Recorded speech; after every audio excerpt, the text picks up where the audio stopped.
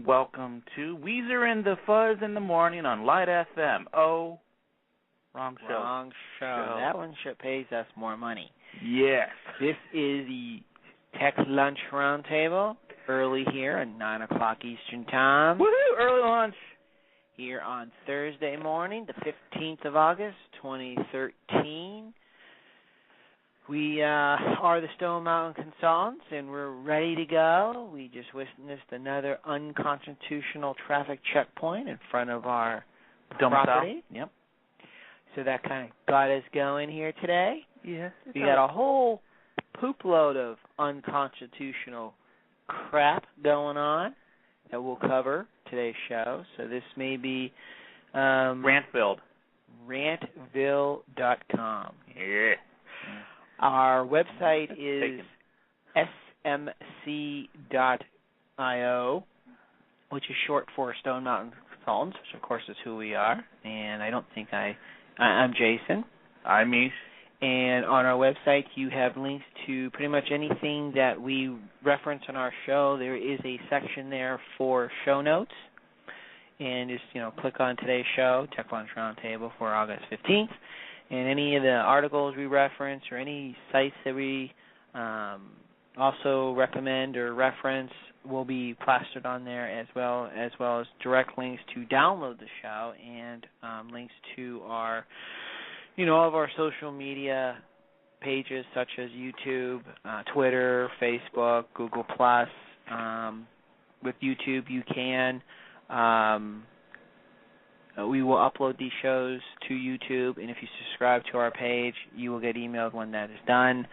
Also, if you do follow us, of course, through Twitter, Google+, or Facebook, we send out links to the show anyhow where you can listen to at your leisure as well.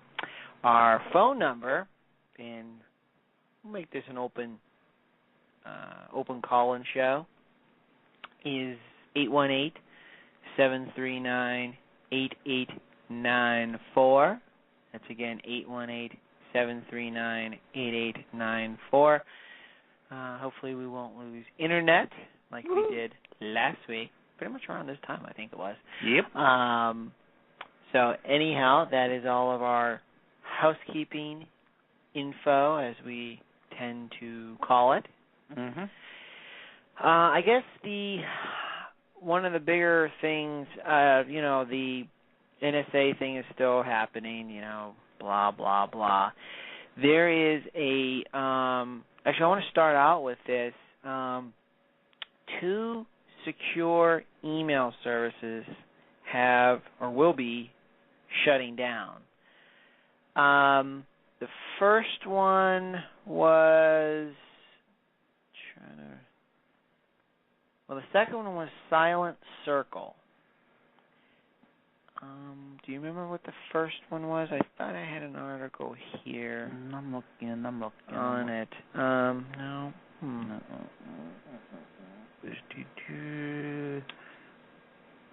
But LavaBit, is it? Yeah, LavaBit, that was it. LavaBit was the first one to. They've already shut down.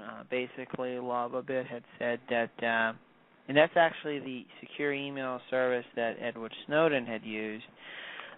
They all of a sudden had put on their website. They've been basically, and again, the links will be on our page as well, but they've been forced to make a difficult decision, as the CEO had said.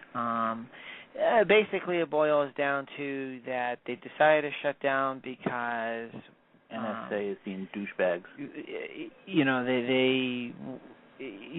The government was trying to do things with them that they didn't feel was constitutional, so they felt that it wasn't right to do that, so they decided to shut down. Mm-hmm. And as they say, defending the Constitution is expensive, and they're asking for donations to help defend them. Mm-hmm. Just move to Russia. Freedom is allowed there. Right. This is, as he says, the owner and operator of LavaBit, this experience has taught me one very important lesson. Without congressional action or a strong judicial precedent, I would strongly recommend against anyone trusting their private data to a company with physical ties to the U.S. United States. So they were the first one to shut down, and then the second one was Silent Circle. They haven't shut down yet. I think they're shutting down at the end of this month. They actually had an interview with RT, and the CEO, Michael Jink, name and a half, had talked about LavaBit's decision and their decision as well, and they're shutting down for the exact same reason. Do you want to play that now? Yeah, we'll play that. It's a 7-minute interview. I think it's very telling, and he kind of explains what went on in the background somewhat. Again, he describes what made him come to that decision and what probably happened with LavaBit.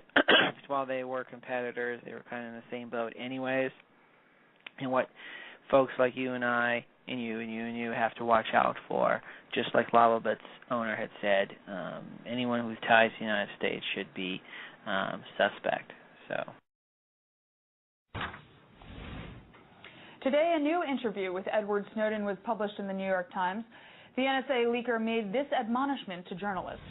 In the wake of this year's disclosures, it should be clear that unencrypted journalistic source communications is unforgivably reckless. But last week, the founder of LavaBit, the encrypted email service reportedly used by leaker Edward Snowden, announced the company would be shutting down. In a message posted on the site's homepage, LavaBit owner Ladar Levison said, quote, "I have been forced to make a difficult decision, to become complicit in crimes against the American people or walk away from nearly 10 years of hard work by shutting down LavaBit." Yet the circumstances of the shutdown remain mysterious amidst the controversy over Edward Snowden's revelations that companies are receiving secret U.S. court orders to provide the government with user content. LavaBit's message includes a section explaining how the government stopped Levison from sharing his story and ends with a warning, quote, "Without congressional action or a strong judicial precedent, I would strongly recommend against anyone trusting their private data to a company with physical ties to the United States." Silent Circle is another encrypted email service provider similar to that of LavaBit, and Silent Circle preemptively shut down its site following LavaBit's closure. The company said it did this in order to prevent NSA spying. I was joined earlier today by Vic Hyder, Chief Operating Officer at Silent Circle, and I started off by asking him why he decided to shutter Silent Circle's email service and what led to this decision. Well, we made a deliberate decision. It was a difficult one, but with the threats that are out there towards email, the process itself is just inherently not as secure as our standards require. So Silent Circle decided to shut down Silent Mail, our encrypted email service. We're keeping Silent Text, Silent Phone, Silent Eyes, our peer-to-peer encrypted video, voice, and text. Okay. Now, what do you think the shutter of LavaBit, what that means for encrypted email services? The shutter of LavaBit? Yes. Well, their closing, brought up the conversation. They are the ones that got the knock on the door. We decided to do it before that knock came to us, before we received a letter, and were forced to either be complicit in what we say is an invasion of privacy, or shut down. So we did it preemptively. And do you think that letter it would have been a short way away had you not done this? I think our decision to shut down at 8 p.m. on Thursday night was critical to our not getting that letter. Interesting. Now, LavaBit's owner, he was very cryptic on the website. He sent a letter out and posted it on his website to all of his users apologizing, but it was quite cryptic. What do you think actually happened? Well, I don't want to guess on that, but there are users out there that, good and bad for these services. It's a good service for good people to protect the citizens of the world against the criminals, against the corporate espionage, but there must have been some legal justification to request access. Okay. Now, does shutting down the site, does that actually protect users from you, the site provider, having to distribute information about them? Well, yes, it does, because we don't hold any information. The only information that was available was via Silent Mail, and that is the metadata that they talk about in the news, the peripheral information that's coming across in the subject line and the IP addresses, the date, the geolocation, those kind of things. But if you put all that together, it really tells a story. So that is the piece that encrypted mail doesn't cover. It encrypts the message, but not that peripheral data.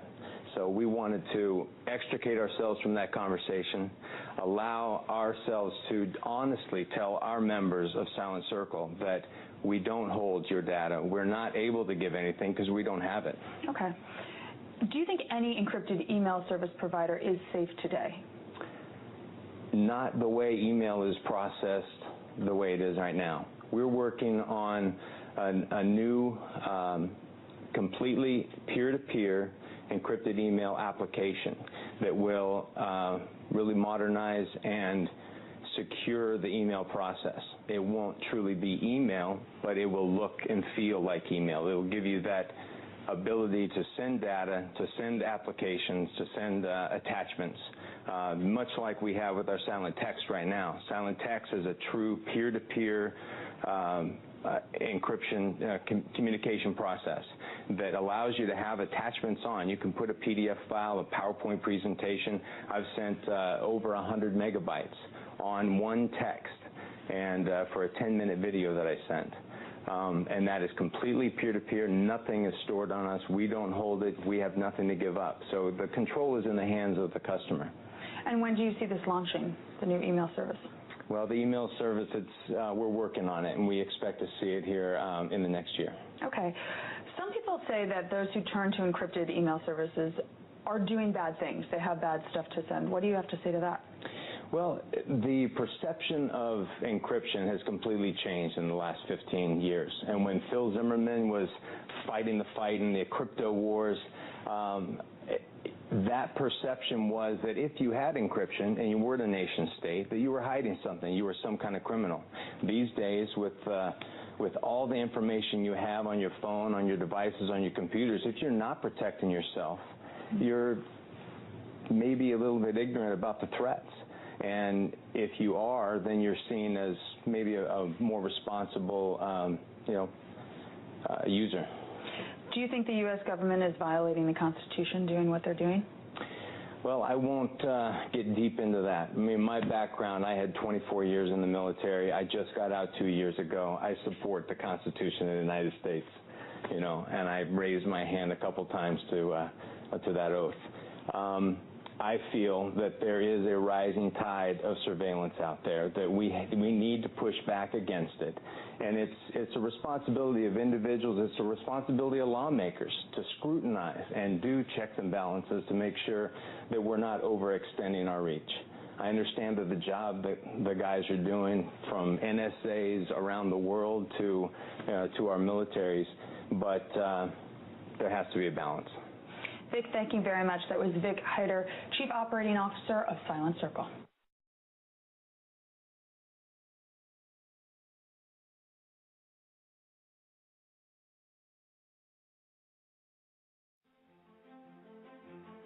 Did you know that each year 1 in 10 laptops are lost or stolen? 1 in 4 computers suffer data loss. And 7 in 10 firms with major data loss go under. Never risk your critical data files on undependable manual backups or inferior data storage solutions. Face it, data loss is a fact of life. It's not if you're going to lose your data, it's when. Protect your business with the most secure and reliable backup solution available. The single most valuable business insurance you can buy is just a click or a phone call away. Call Stone Mountain Consultants at 276-664-1476 or check out their website at smc.io. That's smc.io.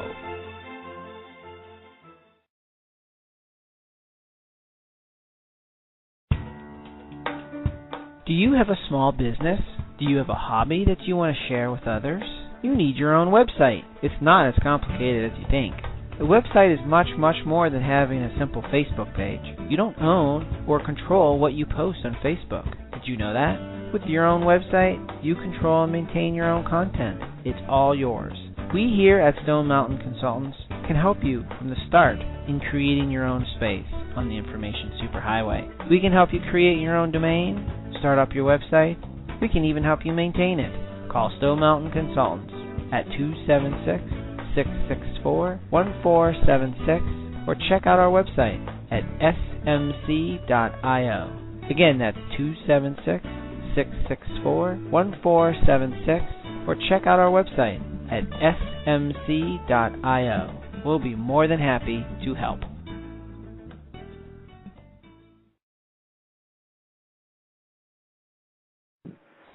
And welcome back here. 2 beeps! And welcome back here on Declan's Roundtable. For the break, we did play that interview from RT America from the owner of Silent Circle. Actually, I guess he did that. They've already shut. No. I guess it's today, maybe Thursday. But just kind of explain what's going on here. Another thing. Where is it here? There's an article here from. It's a bunch, actually. We have a whole bunch, actually, yeah, but. A couple friends of mine had asked me about a couple torrent sites,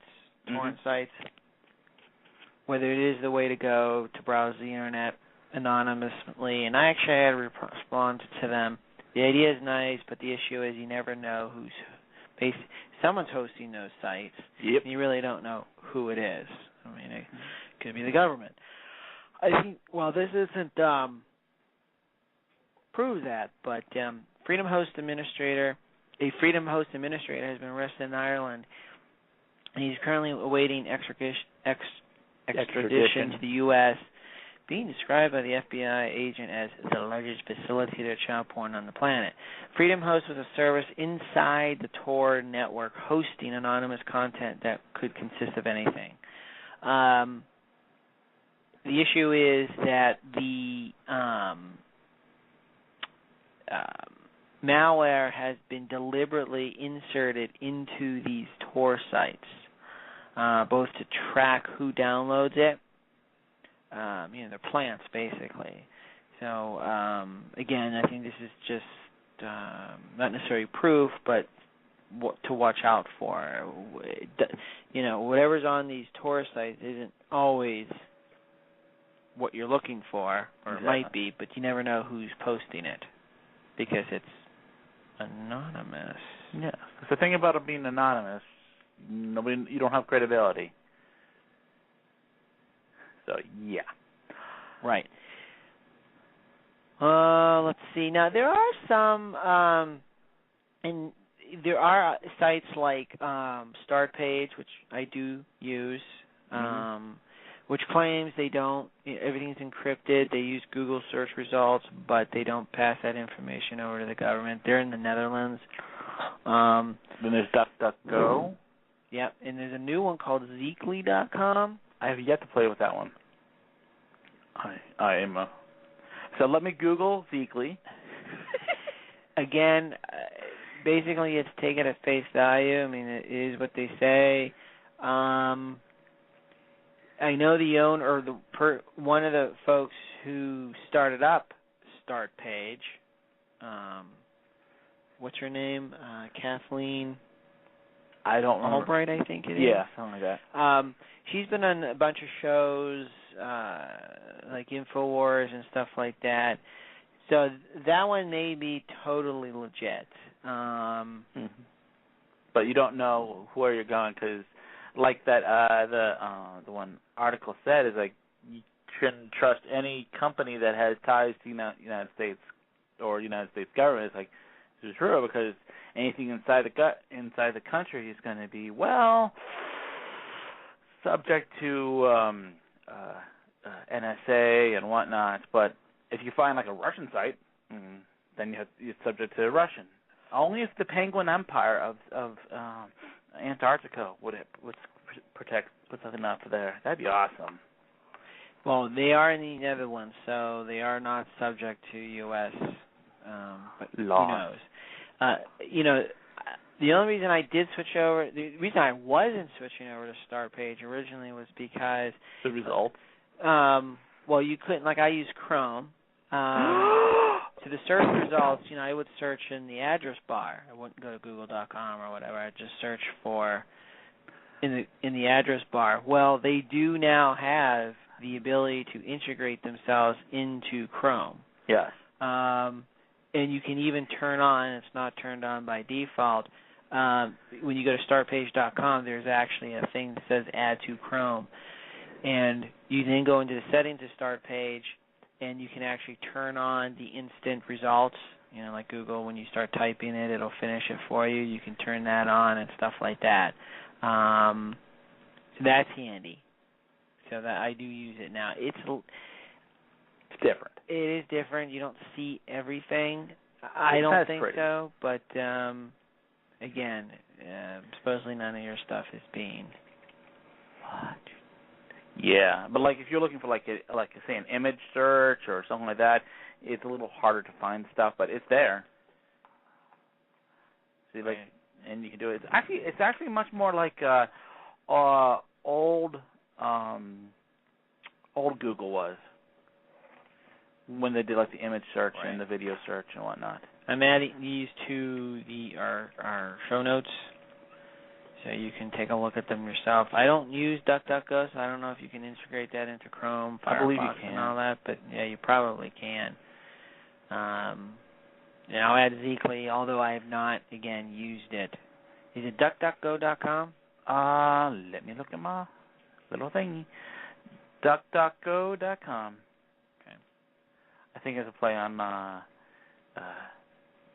Duck, Goose. Oh. Well, let me find Zeekly here. Is it Zeekly.com? I actually haven't been there yet, so. Yes. And actually, Zeekly does encrypt things. At least they say 2048-bit SSL encryption, which is extremely high. Is that how you spell Zeekly? Zeekle. K-L-E. Zeekly. Zeekle. Cool. So, next. One question is, this next one is about NSA, of course. Actually, it's presidential stuff, once I find it. Obama meets IT telecom chiefs on surveillance. But why is it every time you get a picture of Obama, he looks like he's confused, lost. Like right now, he looks like a largemouth bass. I'm waiting for the page to load here. There you go. According to Politico, Obama met Apple CEO Tim Cook, AT&T chief Randall Stevenson, and with Vinton Cerf, renowned technologist, considered one of the fathers of the internet. I thought so. What's his name? Wasn't there Al Gore? Yeah. Of the internet, now Google employee, so he just sits around and looks at your stuff. The subject of the meeting was to include representatives of privacy rights groups such as the National Security Agency programs. Revealed the former intelligence contractor Edward Snowden. Report said wanted to the U.S. espionage charges Snowden and has been refused in Russia, which last week granted him temporary assignment infuriating Washington. Basically, they're all pissy because they're idiots and they're Russia's like, not gonna get it. Right, all these companies, AT&T, and you get them in the email and you sign stuff, you get them in the snail mail every once in a while. Oh, your privacy is so freaking important to us. Oh my God, we'll poop our pants if something happens. Yet they bend over and take it up the butthole when the government comes in. This is true. Here's all your information. We're with the government. Well, no thanks. We've got all the government we need. This is true. Yep. So I just think that's ironic. Don't you think? Like rain? It's an old song. Yeah. You're all nuts. Next. Darn student. Look at our cuckoo and chief. Now we have, before the break, apparently this page is no longer available. Yeah, I noticed that too. I have no idea where that goes. What it was, we'll just talk about it, but I think it was out west in California. California? That's One thing most folks don't realize is when a picture is taken, especially with a smartphone, but also with newer cameras yes, that have GPS built into them, attached to that photo is something called EXIF data, which stands for Exchangeable Image File Format. So attached to that picture is all kinds of information, such as the type of camera that was used, the image number, shutter speed, lens focal length, where the flash was used, the color saturation. I mean, everything you could think of. And a lot of new cameras have GPS, so it'll give even GPS location. Right, and that's also important with smartphones because they've had that for quite a while. So when you take a photo from your iPhone or from your Android phone or whatever, unless you have location services turned off for the camera usage, which with the iPhone we'll explain how to do that. Unless you've turned that off, attached to that photo is your GPS coordinates, which of course will lead you right to where you were when you took the photograph. So, and that stays with the photograph. So when you post something on the internet, and it could be Instagram, Tumblr, I think even Facebook and Twitter, or if you have a website with your wedding photographs on it, you can right-click on that photo, save it, open up in a photo editor, and look at that EXIF data. You can even get add-ons to your browser. I've got one on Chrome. I can right-click on a photograph and show EXIF data. EXIF. Just say EXIF. EXIF data. It'll take it a moment, and then up pops all the information. So with the news reporter actually was saying how they can then track down to your house where that photograph was taken. So if the photo was taken of your kids, now this has been out there for a number of years, but again, a lot of people don't know it existed. I don't know how to do it on the Android, but with the iPhone or iPad, actually, either one, you go into the settings, and then I think it's general, and then location services. Let me just make sure here. So, yeah, it's settings. You can also do it online, too. You can do it online. No, actually, just go into settings, and then scroll down. Where is it, actually? Yeah, notification. No notifications. Where the heck is it? Maybe it's under the broken screen. Hey, do you have a broken screen? While he tries to find his location services. Privacy. There you go. No. Yes, privacy. So settings, then privacy, and then you'll see location services on. And that's fine. Like for your Google Maps, you want it on because it won't be able to find you. And then you can individually turn it off for each app. So go down to camera. Mine's actually on. Flip that off. Trying to flip that off. There we go. And now the camera won't attach the GPS coordinates. I have it off for Facebook, things like that. So just something to keep an eye out because all that data is there. We also have, put up on the site is, once I find it again.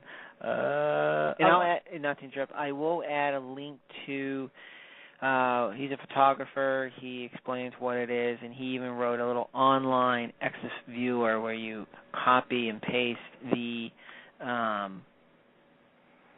link to a photograph, and it'll tell you what's attached to it. So. Yes. And actually, like I just looked up one, like it tells it. I mean, like it was made by Eastman Kodak Company. It was a Kodak EasyShare Z980 digital camera.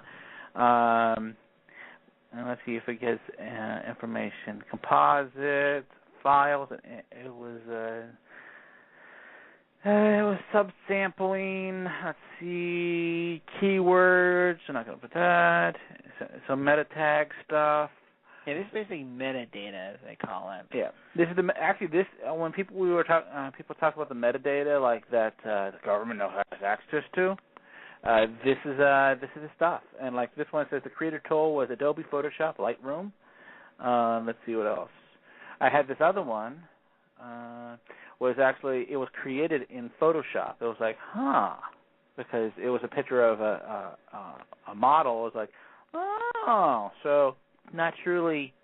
So it was touched up. Yeah. So for example, seeing that my location services was turned on my phone, I took a picture of the unconstitutional traffic check that was done this morning. So I just saved it to my desktop, and here we go. Date taken. Program name, which is the version of iOS I'm using, the 72 DPI, 24-bit depth color and compression, camera maker, Apple, iPhone 4, my exposure time, my focal length, and I had zoomed in on it, so the digital zoom was 3.512899262 and 989926228, the brightness, but here's my GPS and even my altitude. Which isn't right, actually. Interesting. So, you definitely want to turn that off. I'll try this. It's a Home Depot picture. Well, while you play with that, we will be right back after a break.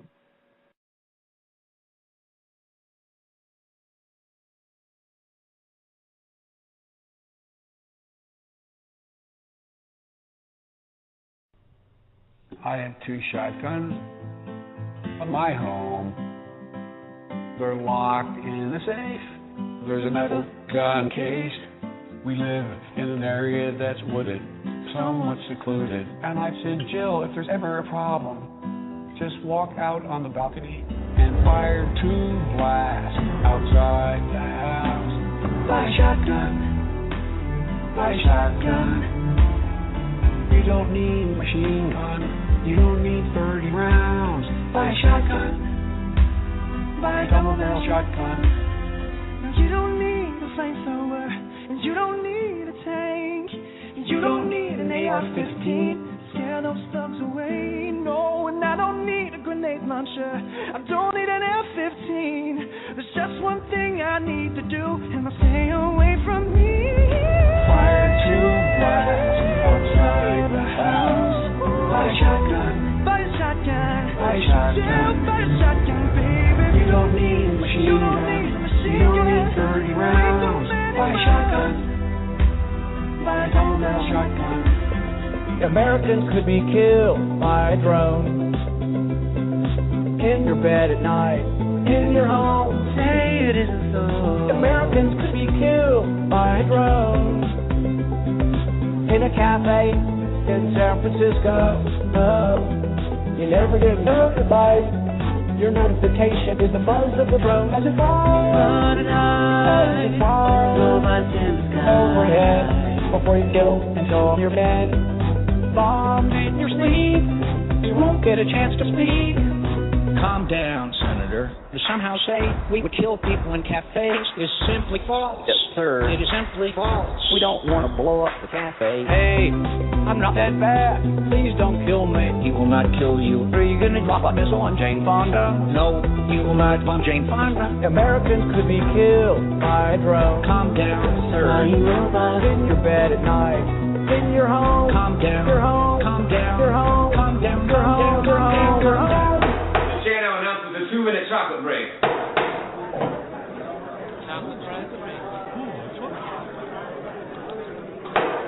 Chocolate in the house. Chocolate is mandatory.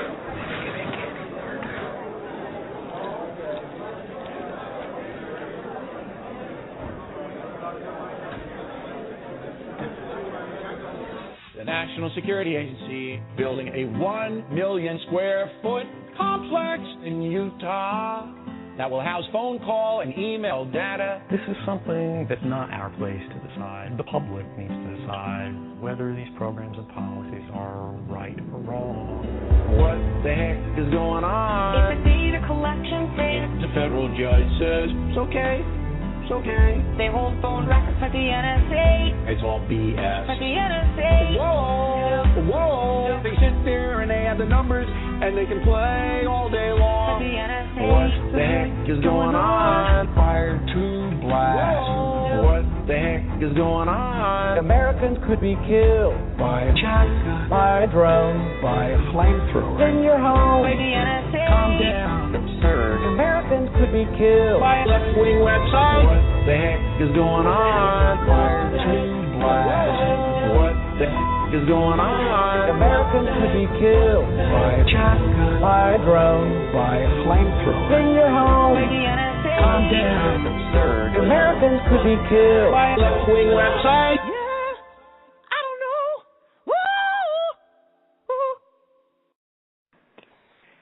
Welcome back to the Tech Lunch Roundtable. We are the Stone Mountain Consultants. I am Jason. I'm Mish. And today is August 15th, 2013. That was actually a parody by the Gregory Brothers, which I thought was kind of fun. They actually do a good job of it, take snippets. But basically what they do is they put the song news.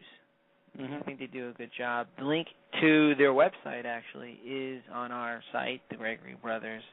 So it's just not them. They have all sorts of YouTube videos. They have thousands. So yes, and they've taken like catchphrases and whatnots and other things that was just weird, and they made it into a song. They say they songify. That's right, songify. We have had this page out before, but I'll put it on there again. There is a page called prism-break.org. It's a page put together how to opt out of this surveillance program software. They give you alternatives. For example,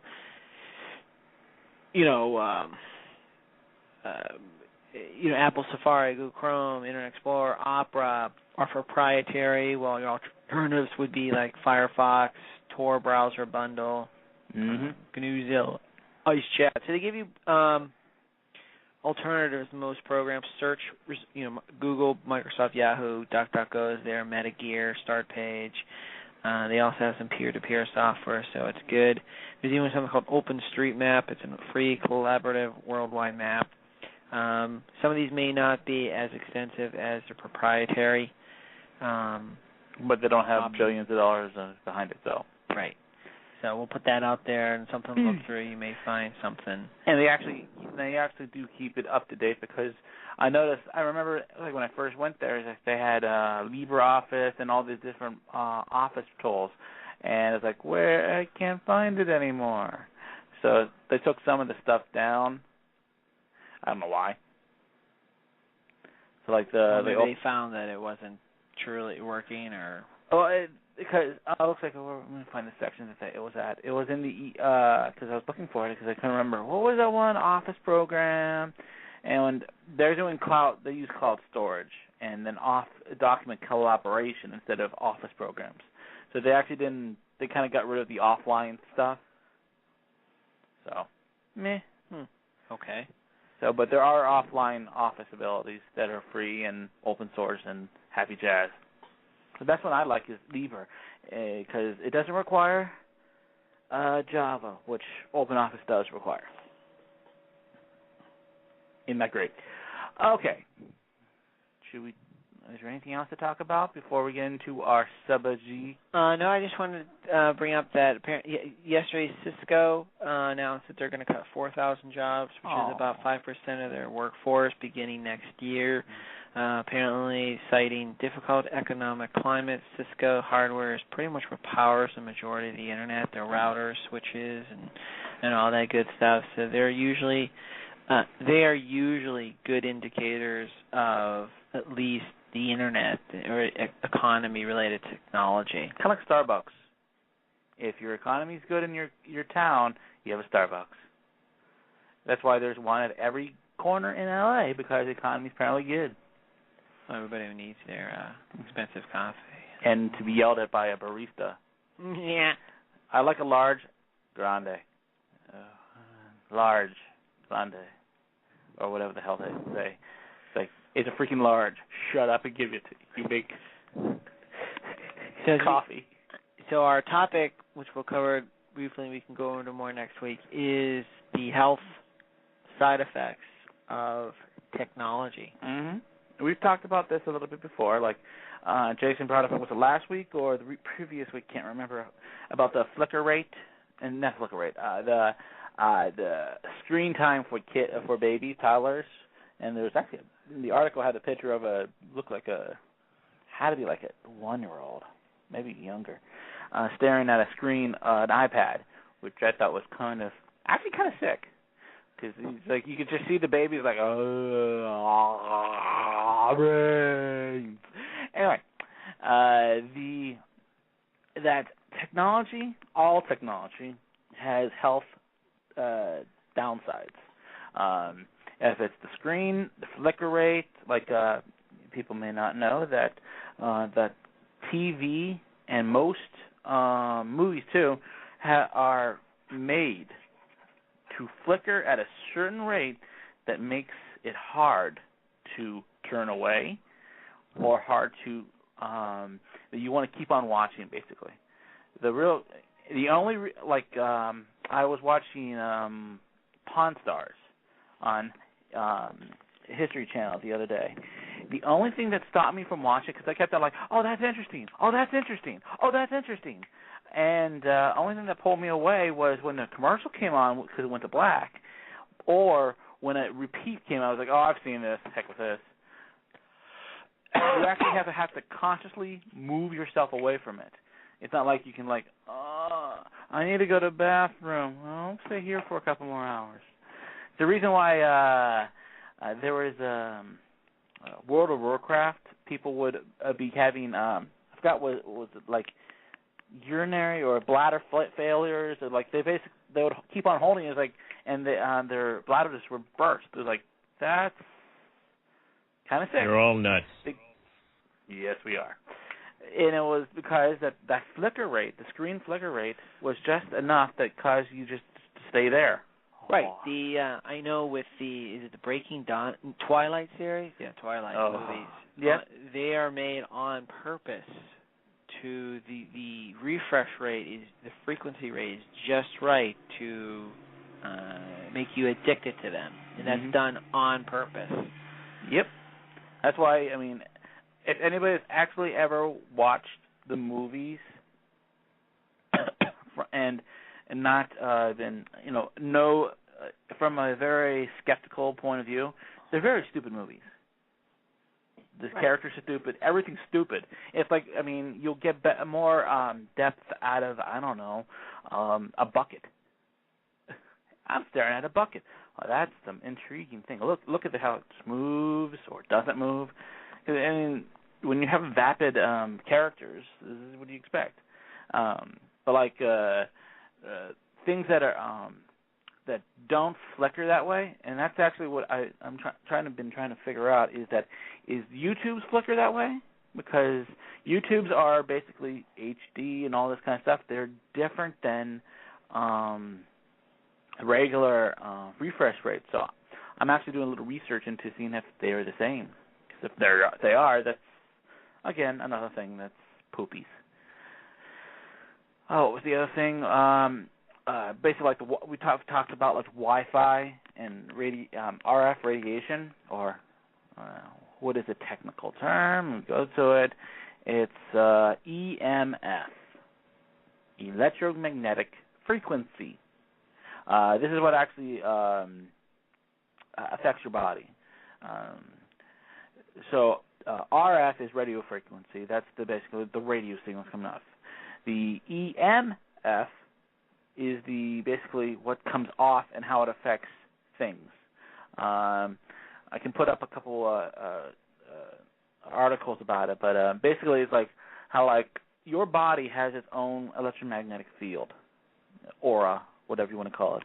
It's the reason why you are alive, because your electric field is actually what runs your heart, your brain, and all your cells are running off of. So you have a little field around you of electricity. There's a reason why lightning, if you're standing in the middle of a field, lightning is attracted to you, because you actually have a field already on you, so there's already electricity there. And you're grounded too, plus you're mostly water, that kind of thing. But it's one of those things. But the things that you need to be aware of is that all different devices, if it's not just cell phones, your Bluetooth, the iPads, routers, that kind of thing, smart meters, we talked about that, compact fluorescent bulbs, or CFL, do the same thing. They are producing frequency off of it. The best ones are LEDs, but complex fluorescents are cheap. It's probably one of the reasons why they wanted to change them over, is that because they wanted more people to have these this radiation basically bombarding you. It's the reason why if anybody may say, anytime the fluorescent lights are on, maybe not the compact, but the big bulb ones, they give me a headache, and you're like, ow, and then your eyes hurt. It's because that radio frequency is going in your eyes and affecting your brain. It's the reason why light affects headaches. People get a lot of migraines now, and some people even have the same thing with 3D movies that they can't see because their brain chemistry has actually been changed. But let's see, cell phones and Bluetooth, I'll start with them. Those are horrible because they're so close to your skin and your body, and in places like Bluetooth headset, where is it? It's sitting next to your ear. What's next to your ear? Move about 1.5 inches inside your head. There's about an inch, is your brain, which means that you may be getting cancer. You might be affecting it, that kind of thing. Then you have regular cell phones, which, again, are against your head, or if they're in your pants pockets, if it's usually men put in their pants pockets, they can get cancer or other kind of radiation poisoning from that. A lot of women often put them in their bras, which they can get then breast cancer and whatnot. So things like that. I mean, that's why, if anything, when you have your cell phone, don't put it against your head. Get a hands-free device. Most iPhones come with that little earbud. Use those little wired earbuds, right? Or get a little, something to plug into your cell phone that gives you a corded headset. Hi, how you doing? It's, whatever. Like right now, even a portable phone, like cordless phones in your house, same thing. Right now, Jason and I are using cordless phones, but we're using headsets on them so that they're not close to our heads, so we're limiting the radiation, because you can't get rid of it entirely. It's just one of those things, but you can actually help keep it at a minimum. Let's see. There's actually it's called EMFSafetyStore.com, which we can put up, but they have a bunch of RF meters you can buy, and some of them are not overly expensive. $199 for one, 3 axes. And there's even 8 gigahertz. There's a whole bunch of stuff. Some are more expensive than others, but it shows, because there's an old term. What is your safety worth? I mean, if you bought, say you bought one and lent it to your neighbor, and then he lent it to his neighbor, and they just keep on doing the line. You did a little scan of your house every so often. You'll be able to we don't want to be in this area. We can hang it here, but over here by the smart meter it might not be good. They also have some smart meter stuff there too. Even the one thing I saw was which I kind of want to get is a Gauss meter, which basically detects magnetic fields. Why that's cool is that magnetic fields also affect body and technology. People don't realize. It's the reason why I talked about the electromagnetic field affecting you have around your body. That affects technology. It's the reason why certain people, our mother included, whenever computers are near her or she's working on something, they don't act normal. In a sense, they break laws of physics and reality. It's like it can't do that. How is it doing that? I mean, it's just one of the things. So a Gauss meter is a good idea for that. And then there's acoustimeters for like smart meters. They even have, and I thought this is pretty dang cool, is RF quiet rest. It's basically, it comes in two sizes.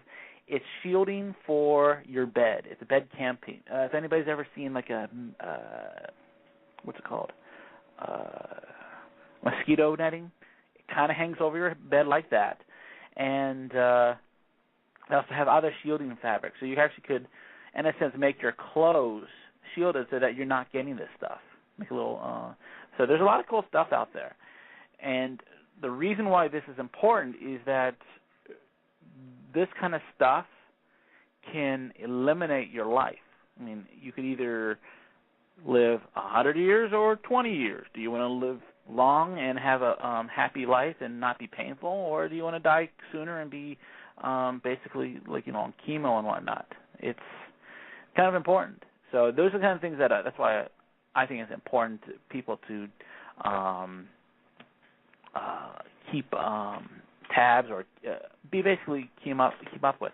Actually, this one was pretty cool. It's called an iPhone dock.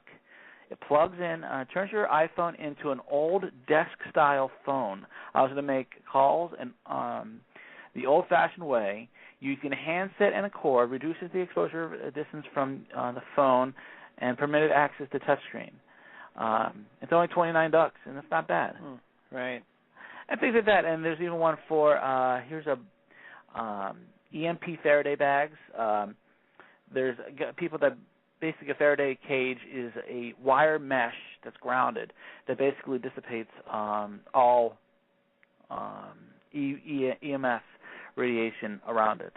But basically, I'm going down the line here. I mean, basically everything here is just little things that could help save yourself a lot of heartache. Because cancer is not fun, and everybody has it nowadays because of the crap that we eat and the stuff we do. There's even a Y Shield indoor-outdoor paint. That's actually pretty dang cool. Expensive. It's this one is $404 for 5 liters, $89 for a liter, $29.95 for 4 ounces. That's kind of expensive, but it's probably not lead, but it's probably some sort of metal composite or something like that protects it. Maybe even graphite. So these are the kind of things. Even Scotch tint, shielding Windows film. That basically you kind of like you're putting in that's pretty cool. It lowers it by 27 dB, which basically means that you it will block incoming things. So that's actually the reason why most people have cell service in their houses or radio is their windows, because say you have aluminum siding, that's basically a Faraday cage around your house. That's why the aluminum siding most people have is actually a good thing. Anyway, so we're going to talk more about this next week, go more in depth and like how you can protect yourself. But I think that's it for this week. Yeah, I think that'll call it quits for this week. Our show notes will be up on our website. Check out our Facebook page, and again, our website is smc.io. Like us, subscribe, whatever, comment, call, tweet. Absolutely. Hush mail us, whatever. Very cool. You guys have a wonderful day.